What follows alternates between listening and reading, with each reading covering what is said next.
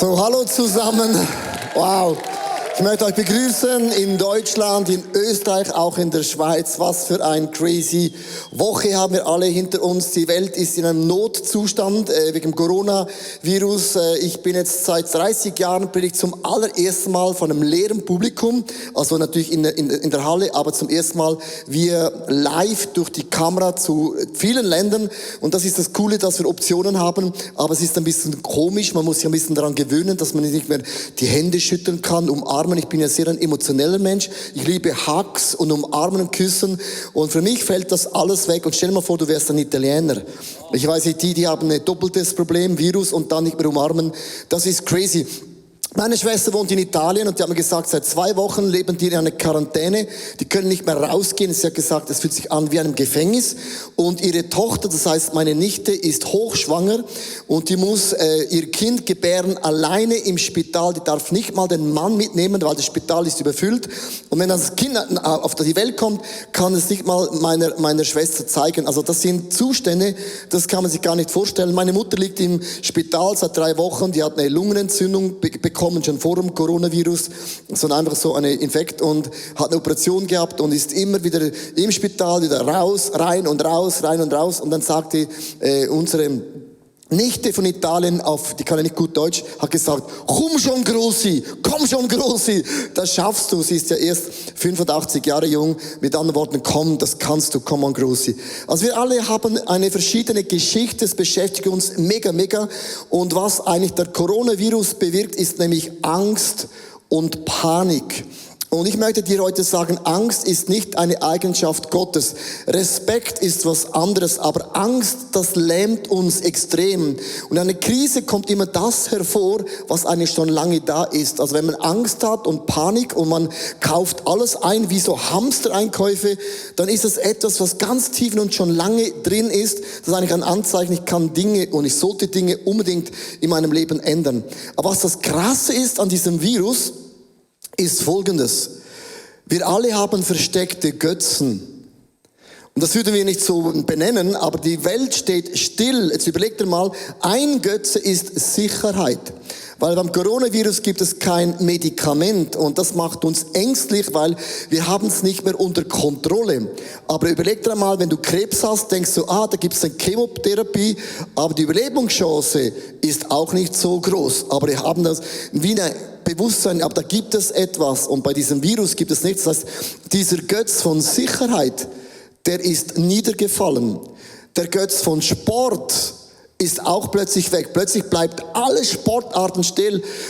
In der Schweiz gibt es keinen Eishockey-Meister dieses Jahr. Mein Team hätte gewonnen. Und dieses Jahr gibt es keinen Sieger, das hat es noch gar nicht gegeben. Also der Götze Sport, der Götze Unterhaltung, Kino, Restaurants, Bar und Partys ist alles weg. Der Götz von Urlaub und Ferien ist plötzlich weg. Man ist isoliert alleine zu Hause und plötzlich sind all diese unsichtbaren Götzen, wo doch ein Einfluss hat auf unser Leben, sind plötzlich alle weg. Nur wegen einem Virus. Und was dann hervorkommt, ist oft erschreckend. Menschen haben Angst und Panik. Und das musst du gut zuhören, weil man sich nicht mehr umarmen darf und nicht mehr die Hände schütteln darf, ist die Pornoindustrie nach oben gegangen wie noch nie, weil Leute sind zu Hause und das Erste, was man macht, wenn man sich einsam fühlt, man holt sich irgendwas vom Internet runter und das finde ich mega crazy und ich möchte euch sagen, das ist auch ein Moment, wo wir sagen, wir können das besser. Es ist ein Moment, wo wir Dinge anpacken, auspacken, lösen, vergeben und sagen, Jesus, ich möchte mehr von dir als jemals zuvor. Lass uns mit mehr Hingabe aus dieser Krise rauskommen, als wir reingegangen sind. Ein tiefster Wunsch und nicht Pornokonsum oder was auch immer. Wenn die Götzen weg sind, wir können keine Champions League mehr schauen, besser gesagt. Suchen kannst schon, findest nicht mehr. Dann lasst uns die Bibel aufschlagen, lasst uns worshipen, lasst uns mal endlich den Menschen vergeben, wo wir schon lange mal endlich hätten vergeben sollen müssen. Weil das ist eine mega krasse Chance, weil überall gibt es Streit, aber es kann eine Situation sein, wo Gott das umdreht und etwas Gutes aus dem entstehen wird. Und das ist mein tiefster Wunsch, weil die Freude an meinem Gott ist meine Stärke. Und nicht die Umstände. Die Umstände sind mal besser, mal schlechter, aber die Freude in Gott ist meine Stärke. Und mit meinem Gott kann ich auch Mauern überspringen? Das Thema heißt heute, Gott ist mit dir. Und ich möchte dir sagen, wo auch immer du in deinem Leben drin bist, ob du eine Firma leitest, ob du selbstständig bist oder arbeitest, was auch immer, ich möchte dir heute zusprechen, Gott ist mit dir. Der gleiche Gott, der mit dir in deinen Siegen, in deinen Bergen ist der gleiche Gott, der auch in deinen Tälern, in deinen tiefsten Niederlagen ist. Gott hat sich nicht verändert. Gott ist dir näher, als du denkst. Und diese Zusage brauchen wir unbedingt in unserem Leben.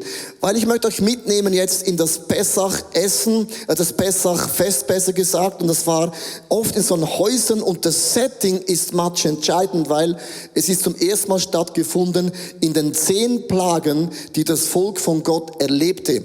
In der Plage Nummer 9, da war das Volk von Gott in diesen Häusern und es gab eine Finsternis. Und es ist so krass, dass während 3 Tagen es nur da Licht gab, wo die Menschen an Gott glaubten. Und ich finde es ein ganz wunderschönes Bild für diese Zeit, weil in den ersten Plagen hatten die auch eine Seuche erlebt, eine Pestplage, Hungersnot. Die haben das alles miterlebt und mitgespürt. Da war Panik, da war Angst. Aber da, wo das Volk von Gott war eine Geborgenheit, einen Frieden, den man nicht sich erklären kann. Und ich wünsche uns, dass in diesen Momenten der Friede Gottes größer ist als alle Panik, als alle Angst. Weil mein Leben steht in den Händen von diesem Gott im Himmel. Und ich finde es ein krasses Bild. Die Gegenwart Gottes beleuchtet und erleuchtet unser Leben. Und das war die 9. Plage. Und da war noch kein Pessach-Essen. Sie waren noch immer in Ägypten, sie waren noch immer versklavt. Und es ist ein Bild manchmal in unserem Leben, dass die Umstände sich nicht geändert haben. Und du auch nicht weißt, wann ist der Coronavirus zu Ende? Wie viele Tage wird es dunkel sein, respektive hier hell sein? Sie hatten keine Ahnung. Niemand von uns weiß, wie lange es geht. Aber was ich weiß, dass Gott mein Leben beleuchtet. Er ist mein Anker. Er ist meine feste Burg. Er ist der mein Leben in seinen Händen hält. Jeder Tag von meinem Leben ist im Buch Gottes eingetragen. Und das gibt es für mich eine mega Hoffnung. Also, das war die 9. Plage. Und bei der 10. Plage sagte Gott, ich werde die Erstgeburt werde ich umbringen. Und in der 10. Plage hat Gott dem Volk von Gott gesagt, macht ein Pessach-Essen, bringt ein Schaf rein, feiert und macht euch ready, denn ich möchte euch befreien. Dieses Setting ist wichtig, dass wir es im Kopf haben, weil jetzt kommt Jesus Christus an einem ganz interessanten Tag auf den Plan. Genau an dem Tag, wo das Volk von Gott dieses Fest feiert, reitet Jesus mit einem Esel. Da gab es noch keine Autos, noch keine Teslas. Reitet Jesus mit einem Esel nach Jerusalem. Und genau an diesem Tag, das war das Pessachfest, haben die Juden ein Schaf gesucht. Oh, hier ist ein Schaf. Dann hat man ein Schaf gefunden und bevor man das nach Hause nahm, hat man das beim Priester kontrollieren lassen, ob es auch perfekt und fehlerlos ist. Und bitte achtet auf diese Details, weil die Bibel ist voll von Details und du wirst sehen, wie Verheißungen Gottes sich detailliert erfüllen. Das bedeutet, der Gott, der Verheißung gemacht hat in deinem Leben, du hast Zusagen, du hast ein Calling. Gott wird detailliert dieses Calling, diese Zusage in deinem Leben erfüllen. Und darum nimmt es mit, weil sie mussten das kontrollieren und dann hat man es nach Hause gebracht. In dem Moment reitet Jesus mit dem Esel nach Jerusalem. Die Leute rufen Hosianna, Hosianna. Mit anderen Worten, das heißt übersetzt, komm, greif doch endlich ein. Oder wir jubeln, weil wir wissen, du bist der Gott, du erlöst uns. In dieses Setting kommt Jesus und ich möchte euch den Text vorlesen, wo Gott zum allerersten Mal das Pessach lanciert in 2. Moses 12, Vers 3 bis 6. Am 10. Tag dieses Monats soll jeder für seine Familie ein Lamm auserwählen, also sucht es. Sie suchten ein einjähriges männliche Tiere ohne Fehler aus. Bis zum 14. Tag, das heißt 4 Tage später, und Jesus war 4 Tage, ging es, bis er gekreuzigt wurde. Des ersten Monats müssen sie es gesondert halten. Dann sollen alle, die zur Gemeinschaft der Israeliten gehören, die ausgewählten Lämmer in der Abenddämmerung schlachten. Sie sollen etwas von dem Blut der Tiere in einer Schale auffangen und es am Pfosten und der oberen Türbalken der Häuser streichen, in denen sie das Lamm essen. Das war die 10. Plage, lanciert Gott das Pessach-Essen. Und jetzt achtet, im Vers 14 sagt Gott, das sollt ihr niemals vergessen. Wo auch immer du zuhörst, das darfst du nie in deinem Leben vergessen. Was Gott einmal getan hat, wird Gott wieder tun. Gott ist ein Gott, der gleiche gestern, heute, bis in alle Ewigkeit. Vergisst es nicht. Darum feiert dies jedes Jahr an diesem Tag ein Fest für mich, dem Herrn. Dies gilt für euch und für all die kommenden Generationen. Jesus reitet da hinein und das ist dieses Setting. Und ich nehme euch ein bisschen mit in den Background. Was hat das bedeutet? Ein Opferlamm, erstens musste am 10. Monat vom Nissan, musste das eigentlich gesucht werden. Das war immer am gleichen Tag, zur gleichen Zeit, seit Jahrhunderten. Es musste ein männliches sein, einjährig, ohne Fehler, unschuldig und es wurde am 4. Tag geopfert. Das haben sie immer so gemacht. Aber sie haben sich gewünscht, dass irgendwann dieser Messias kommt und alles wird sich für immer ändern. Das Opferlamm, das einmal geschlachtet wird und dann wird nie mehr Blut fließen, das haben sie sich gewünscht. Und jetzt achte Jesus, als er da hineinkommt nach Jerusalem.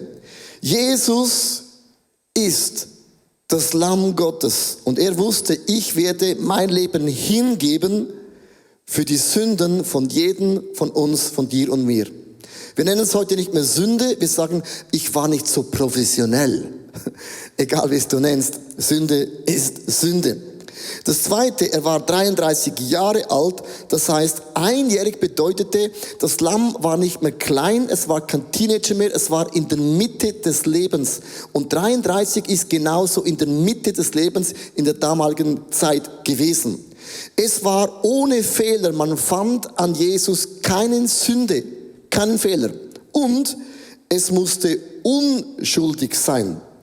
Also, man hat dieses Lamm genommen und hat es dem Priester gezeigt und er hat es gecheckt, ob es wirklich fehlerlos war und dann konnte man das schlachten. Jetzt achte mal auf den Link von Jesus. Als man Jesus gefangen nahm, haben sie ihn vor vielen Leuten geführt. Der erste Person war gewesen Hannas. Sie brachten Jesus zu Hannas und sagten, er ist schuldig. Und Hannas hat gesehen, also ich sehe an Jesus nicht einen Fehler, hat ihn weitergeleitet zu Kephas. Das war der Hohenpriester, der hat gesagt, also Jesus, ich sehe in Jesus keinen Fehler. Und hat ihn wieder weitergeschickt zu Pilatus. Und als Pilatus das erste Mal diesen Jesus sieht, sagt er, in meiner Meinung ist er unschuldig. Ich sehe nicht einen Fehler bei Jesus. Dann hatte man ihn ein zweites Mal geschickt und dann sagt Pilatus, ich wasche meine Hände in Unschuld. Ich sehe nicht einen Fehler an Jesus. Und dann hat er ihn zum Herodes geschickt und weiß, was Herodes sagte? Jesus ist unschuldig. Ist es nicht krass? Sie mussten das Lamm checken im Tempel. Und Jesus wurde vor 4 Instanzen als unschuldig deklariert. Mit anderen Worten, das Wort vom Alten Testament hat sich in Jesus dermaßen extrem auf den Punkt, auf das Komma, auf den Millimeter erfüllt. Der gleiche genaue Gott ist auch so genau in deinem Leben. Der hat deine Träume, deine Visionen, deine Wünsche, dein Calling, die Verheißung hat Gott nicht vergessen. Gott notiert sich Dinge bis in das Detail. Und dann das Letzte in dieser Auflistung ist, sie Jesus ist gestorben am 4. Tag an diesem Kreuz. Und jetzt kommt die Frage, warum ist Jesus mit einem Esel eingeritten? Und wenn man einen Esel von oben betrachtet, hat es ein hochinteressantes Muster. Da ist ein Kreuz drauf. Und Jesus, als die Leute riefen Hosianna, wusste Jesus, ich bin das Lamm Gottes, das für einmal geschlachtet wird, für all eure Sünden, bewusst oder unbewusst. Und ich werde das letzte Mal Blut fließen lassen. Und dann ist das immer und immer und immer vorbei.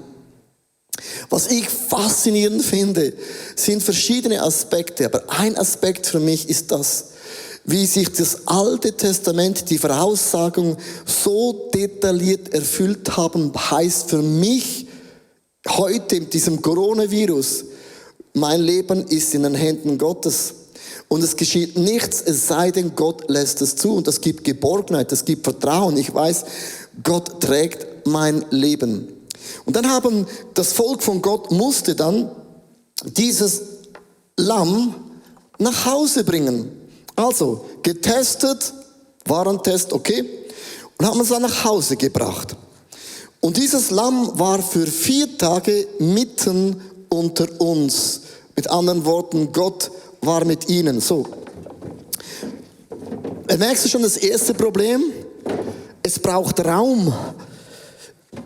Alles ist eng zu Hause. Computer, Fußball, Eishockey. Aber alles, es braucht Raum. So.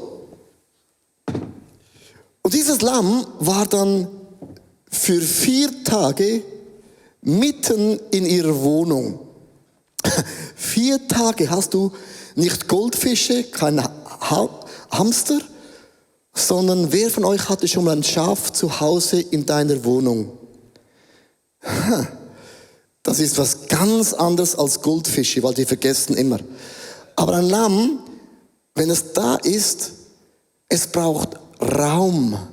Und sie haben Raum geschaffen für dieses Lamm. Und der Coronavirus hat plötzlich Raum in deine Agenda hineingraviert. Du hast plötzlich kein Kino mehr, kein Fußball mehr, kein Eishockey mehr, kein Restaurant mehr, nichts mehr. Plötzlich hast du Raum. Und meine Frage ist an uns, was machst du mit dieser Zeit, mit diesem Raum? Für mich bedeutet das, wir hatten eine Worship-Tour geplant und ich hatte verschiedene Konferenzen, wo ich eingeladen gewesen bin. Und da ist noch eine Amerikareise, wäre da noch gewesen und so. Und ich merke plötzlich, alles wird gestrichen. Und das macht etwas in deiner Seele. Und ich habe gemerkt, entweder lasse ich mich leiten von, ich bin ein Opfer von diesem Coronavirus, oder ich sage, hey, das ist eine mega Chance. Ich kann Dinge nochmals tun, die ich noch nie getan habe.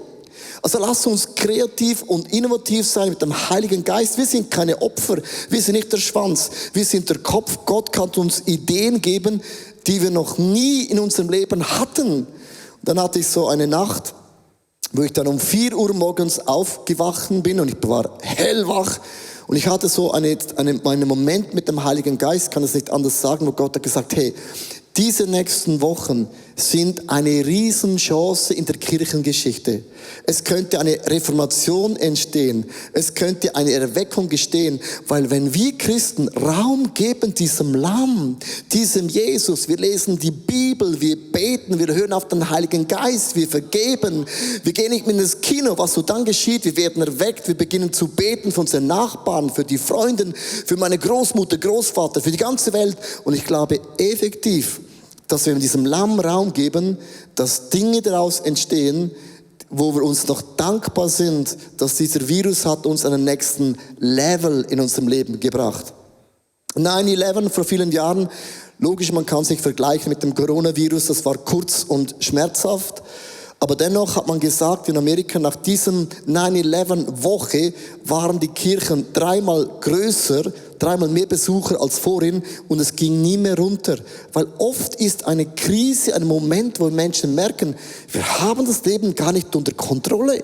Wir können es gar nicht steuern. Darum gib diesem Lamm in deinem Leben Platz. Und dann das Zweite, was geschieht, ist, wenn du das Lamm zu Hause hast, ich sag dir was, nach 4 Tagen, deine Kleider riechen nach Lamm. Nicht Gucci, nicht Prada, diese Produkte, sondern dein Körper, deine Kleider riechen nach Lamm. Das heißt, wenn wir Raum schaffen, Jesus, dann wirst du nach 4 Tagen duften nach Jesus.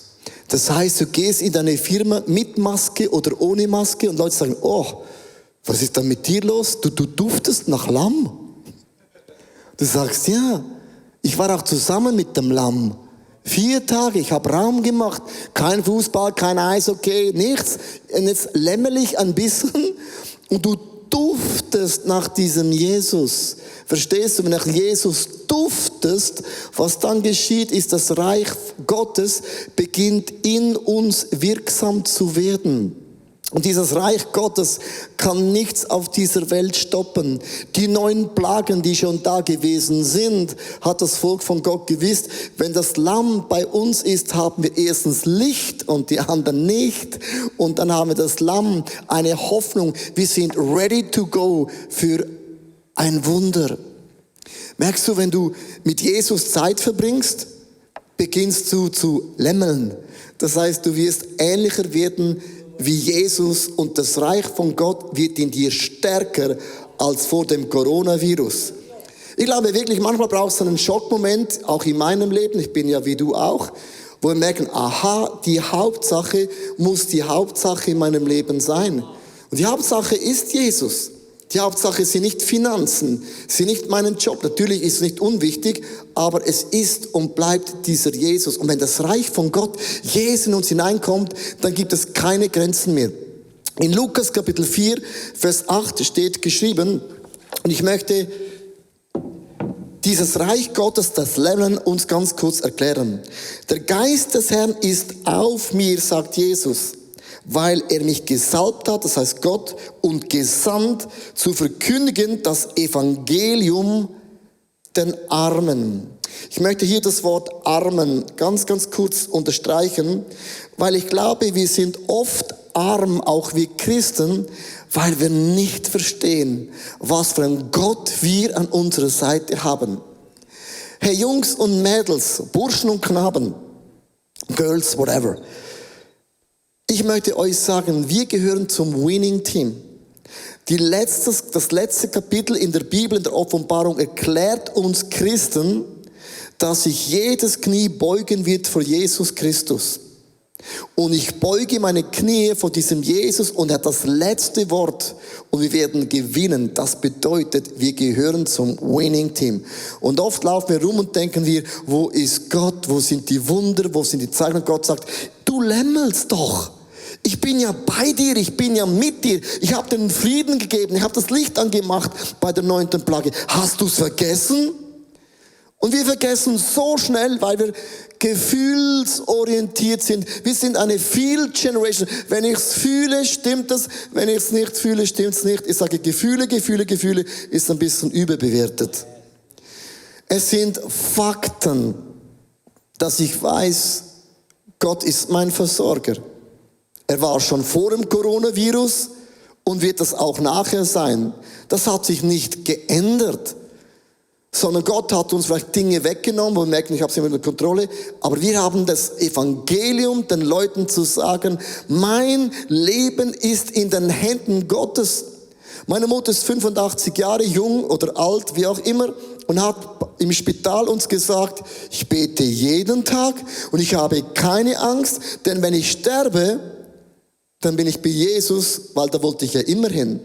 Darum lasst uns den Leuten das Evangelium preachen, dass Angst ist nicht unsere Vision, nicht unsere Begleiter, sondern eine Tatsache, das ist mein Lamm. Das Zweite, was hier steht, unter Gefangenen, dass sie frei sein sollen. Was heißt gefangen? Ich finde es krass jetzt, wo so die unsichtbaren Götzen, ich möchte es bewusst so nennen, wie Entertainment, Kino, Essen, Finanzen, Wirtschaft bricht zusammen, alle diese Dinge plötzlich verschwinden, dann kommt oft die Frage, ich bin doch gefangen von Dingen. Ich habe Angst um meine Existenz und das bedeutet, du bist gefangen mit deinen Finanzen. Es kommt einfach nach vor. Es war schon immer da, aber jetzt ist es offensichtlich.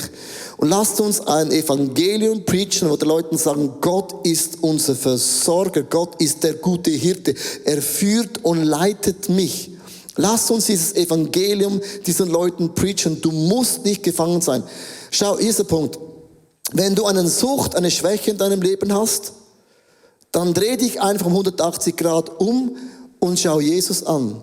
Weil die Sonnenblume schaut jeden Moment die Sonne an und ist ähnlich wie diesen Jesus, diese Sonne.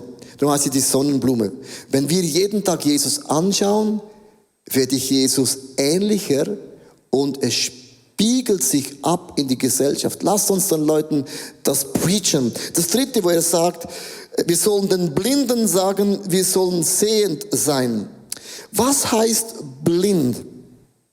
Bei dem Punkt möchte ich euch ganz kurz mitnehmen in etwas extrem Theologisches, weil ich glaube oft, dass auch die Kirchenlandschaft ist oft blind. Oft sind Menschen blind, weil sie es nicht sehen, aber oft sind wir gläubig und wir sehen und sehen doch nicht. Ich habe vor vielen Jahren etwas erlebt und das hat unsere Church bis heute verändert. Und zwar vor vielen Jahren hatte ICF eine auch finanzielle Durchstrecke.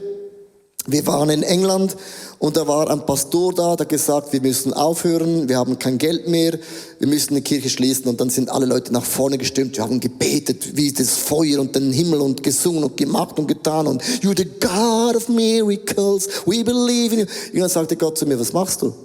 Ich habe gesagt, ich bete zu dir. Gott hat gesagt, das ist kein Gebet. Was meinst du mit dem? Ich bete, dass du Geld gibst. Und Gott hat gesagt, das ist kein Gebet. Solange du Geld in einem Portemonnaie hast, bist du das Wunder. Und ich habe das Gebet unterbrochen, das war extrem sportlich. Und habe gesagt, Jungs und Mädels, wir sind das Wunder. Wir sind blind, wir beten Gott für Geld, Finanzen, dabei haben wir es. Und dann haben wir 30.000 Euros oder Dollars ungefähr, haben wir nach England geschickt, in eine Kirche, die wir nicht kennen, nie gewesen sind, einfach gegeben. Und ich hatte ein Wort, das ich euch heute prophetisch in allen Locations sagen möchte, ob du eine Firma hast, was auch immer. If you have a need, plant a seed. Wenn du eine Not hast in der Situation, dass du Hamster-Einkäufe machst, Angst hast für deine Finanzen, genügt es einem halben Jahr, dann pflanze jetzt einen Samen. Wir haben 30.000 Dollar oder Euro gespendet in einer Zeit, wo wir das Geld auch gebraucht hätten. Und nur 18 Monate später haben über 26 Kirchen auf der ganzen Welt uns gegen die 400.000 Euro gespendet für unser neues Gebäude. Und ich möchte dir jetzt sagen, wenn du denkst, oh, jetzt muss ich Geld sparen, weil man weiß nicht, was kommt, ist das total die falsche Einstellung, dann bist du blind. Weil jetzt, wo eine Not ist, sagt die Bibel, if you have a need, plant a seed. Hast du eine Not, pflanze jetzt ein Samengut. Ich möchte einen Slide zeigen, das ist much entscheidend, ob du siehst geistlich oder ob du doch auch blind bist und gläubig bist. Und zwar ganz, ganz einfach, es ist das Bild, wenn man sät, sagt Jesus, dann ist die Ernte 30, 60 und 100-fach. Ich möchte euch wirklich jetzt challengen, ich challenge auch mich, großzügig zu sein. Und ich mache hier heute ein Statement. Wir werden in dieser Woche den größten Geldbetrag in eine Organisation spenden, das wir jemals gespendet haben. Weißt du warum? Wir haben eine Not. Uns werden viele Kollekten ausfallen. Und ich habe mich entschieden in dieser Woche, einen Betrag zu geben, der uns wehtut. Weil es ein Statement zu Gott und zu der Church, we have a need. Aber wir pflanzen jetzt ein Samengut und vertrauen, dass du Gott ein Wunder machst. Und ich möchte dich wirklich herausfordern, zu sehen, wie Gott sieht. Und das vierte, wo es hier heißt, die zerschlagenen sind, zur Freiheit. Zerschlagen bedeutet für uns vielleicht, ist ein Urlaub gestrichen. Unser Urlaub ist gestrichen. Bin zerschlagen. Ich habe mich gefreut. Schakala weg. Ja, jetzt ist er weg. Viele von uns sind geschlagen. Deine Firma ist angeschlagen. Es tut weh. Das ist keine Hoffnung, keine Perspektive. Wie soll ich den nächsten Monat überleben? Viele von uns sind zerschlagen. Aber ich möchte euch sagen, Gott ist mit uns. Wir lämmeln. Wir haben eine Hoffnung. Gott trägt uns. Gott versorgt uns. Gott lässt uns nie im Stich. Wir sind mit dem Blut Gottes gezeichnet. Wir sind nicht geschlagen. Wir haben eine Hoffnung. Und ich glaube, dass die ganze Situation mehr Jesus, mehr Lamm rausbringen wird als jemals zuvor. Weißt du, als Jesus eingeritten ist, an diesem Tag, wo sie das Lamm gesucht haben, waren die Leute so wild und so laut und vielleicht bist du so wild und so laut und so ein Power. Und haben gesagt, Jesus, sag deinen Jüngern, sie sollen mal endlich runterkommen. Und dann sagt Jesus in Lukas 19, Vers 40, glaubt ihr mir, wenn sie schweigen, dann werden die Steine am Weg schreien. Hey, liebe Leute, lasst uns schreien für Jesus. Lasst uns glauben, dass dieses eine Season ist, wo Erweckung, wo Reformation ausbrechen wird, die ohne das gar nicht möglich gewesen wäre. Ich möchte enden mit dem Bibelvers aus Matthäus 16, Vers 18. Und ich sage dir auch, du bist Petrus, auf diesen Fels will ich meine Gemeinde bauen. Und jetzt höre zu. Und die Pforten der Hölle sollen sie nicht überwältigen. Kein Virus, Corona kann jemals das Reich von Gott stoppen. Es ist unmöglich. Und lass uns diese Zeit nutzen, um mit offenen Augen, mit der Kraft Gottes nach vorne zu gehen und Reformation und Erweckung lancieren, dass ohne das nicht möglich gewesen wäre. David, dich, wo immer du bist, ganz kurz einladen, deine Augen zu schließen.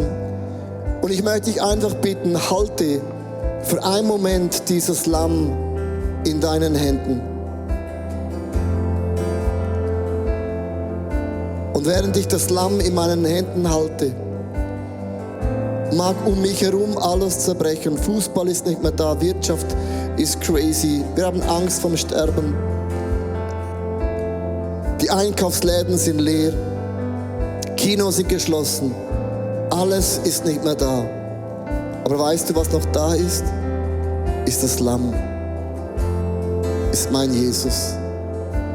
Und Jesus, ich halte dich in meinen Händen. Oder du hältst mich in deinen Händen, wie auch immer. Danke, Jesus, dass du für mich schaust. Dass du diese Dinge offenbarst in meinem Leben, die schon immer da waren, die ich irgendwie verdrängt hatte.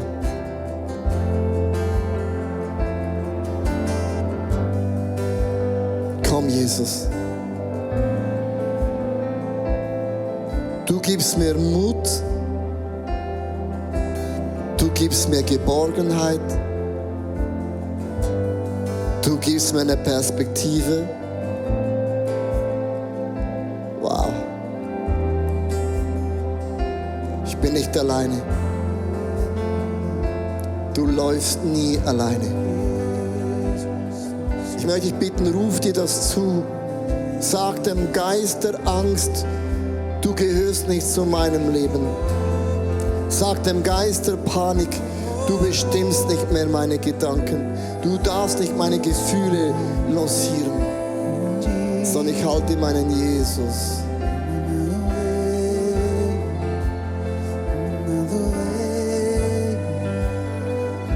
Während du dieses Bild mit dem Lamm vor deinen Augen hältst, wir alle sind in einem Kampf. Ich glaube, jeder von uns und jede von uns ist herausgefordert. Dann sing dir dieses Lied zu. Der Kampf gehört meinem Gott. Er kämpft an meiner Stelle. The battle belongs to God.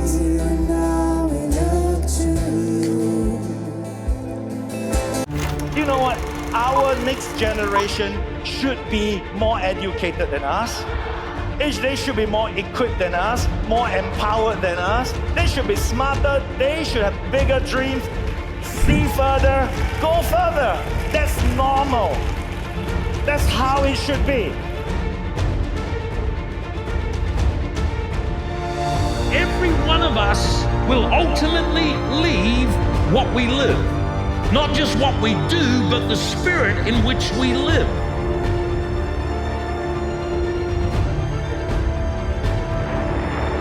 Have you ever thought in your own life somebody should do something? The somebody, usually it's you. 5, 4, 3, 2, 1.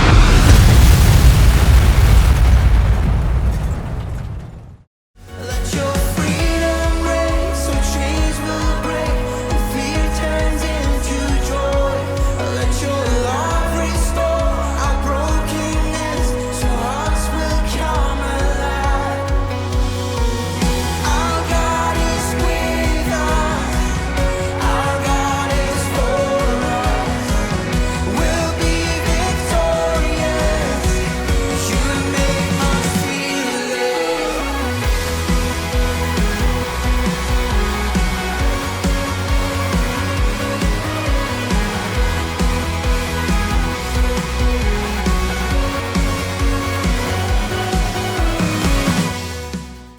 Habakuk, was für ein crazy Name. Und zwar, ich habe das Buch bewusst geschrieben, weil das Wort Habakuk heißt kämpfen und auch ringen mit Gott, weil Habakuk hatte Fragen an diesen Gott im Himmel, die er effektiv nicht verstanden hat. Und ich habe auch Fragen in meinem Leben, weil ich kann nicht immer verstehen, warum macht Gott, was er macht.